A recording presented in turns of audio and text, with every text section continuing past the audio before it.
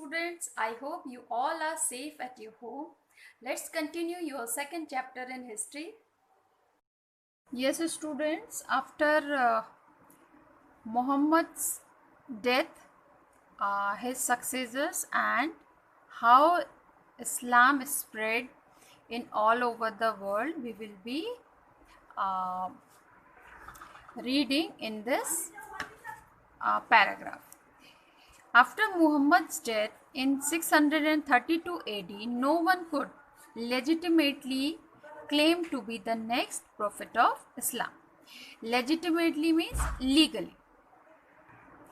Muslim community elected as their leader as Abu Bakr, a loyal friend of Muhammad. In 632, Abu Bakr became the first caliph. Okay, now the meaning of caliph. Caliph, the chief Muslim civil and religious ruler, regarded as the successor of Muhammad. He will be called caliph. Now, Abu Bakr became the first caliph and next three. After Abu Bakr, next three person who made caliph, their names were Umar, Uthman and Ali. They were also elected caliphs.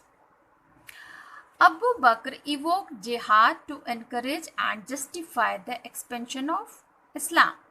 For expansion of Islam, Abu Bakr, he evoked jihad.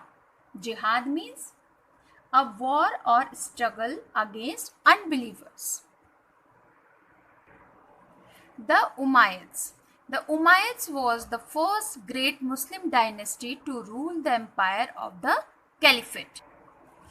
Under Abd al-Malik reigned 685 to 705 AD. The Umayyad Caliphate reached its peak. It means this dynasty, Umayyads, they take this dynasty in its peak. Muslim armies overran most of Spain in west and invaded Mukran and Sindh in India. While in Central Asia, they conquered Bukhara, Samarkand, Fargana and Tashkent. This time, Arabic became the official state language. Arabic became the official state language. The financial administration of the empire was reorganized. Vigorous religious and political opposition to the Umayyad Caliphate led its downfall. Vigorous means resist. Rebel groups overthrew the Umayyad in the year 750. Rebel means a group of people who didn't like this group, Umayyad kingdom. The most powerful of those groups, the Abbasid dynasty, took control of the empire. After Umayyad dynasty, Abbasid dynasty took the place of this. The Abbasids developed a strong bureaucracy to conduct the huge empire's affairs. Bureaucracy means government. A special department managed the business of the army. To support this bureaucracy means government. The Abbasid taxed land, import and exports, and also on non-Muslims' wealth. Under the Abbasid rulers, there was a significant growth of new towns and great wealth. These towns flourished due to trade in the seas. The Arab ships, known as dhos, carried goods from Asia to Europe and Africa.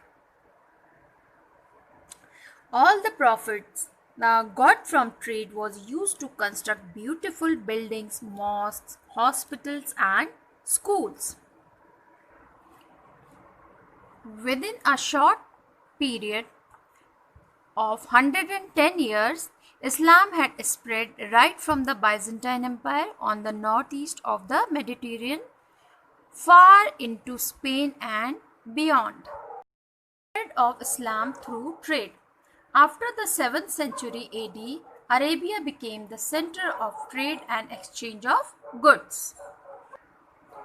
Through these contacts, the Arabs came in touch with the cultures of Persia, Egypt, Romans, Greeks, and Mesopotamia. The Abbasids controlled the trade routes through the Mediterranean Sea, which linked Europe with India and China. The items traded included honey and furs from Russia, slaves and ivory from Africa. Slaves were also sold and purchased, and silk, jewels, and spices from the east. Now your next topic is impact of Islam on literature.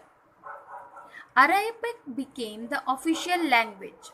It replaced Greek throughout the Middle East and Persia. Persian language also came to be associated with Islam.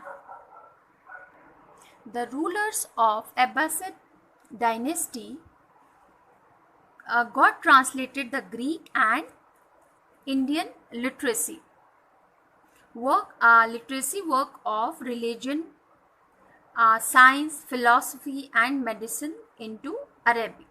They translated. In this process, the Indian decimal place, notation system, and zero passed into the Arabs' hand. Next is poetry and folklore. Prophet Muhammad himself wrote his holy words in a poetic form.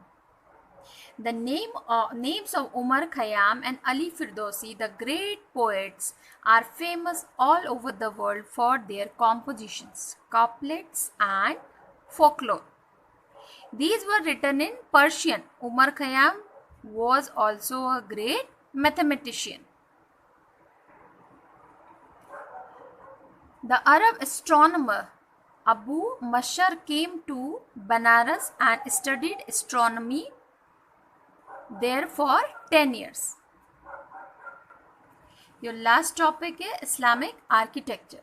Islamic architecture has a wide range of both secular and religious style of the foundation. See. The design and construction of building and structure within the sphere of Islamic culture. It is quite different from that of Romans and Greeks. The principal architectural types of Islamic architecture are the mosque, the tomb, the palace, and the fort. That's all for the day, students. Now again, what you have to do these exercises in your book only. Exercise C and D. And after doing it, you have to take a screenshot of this page and send it along with your homework. Thank you.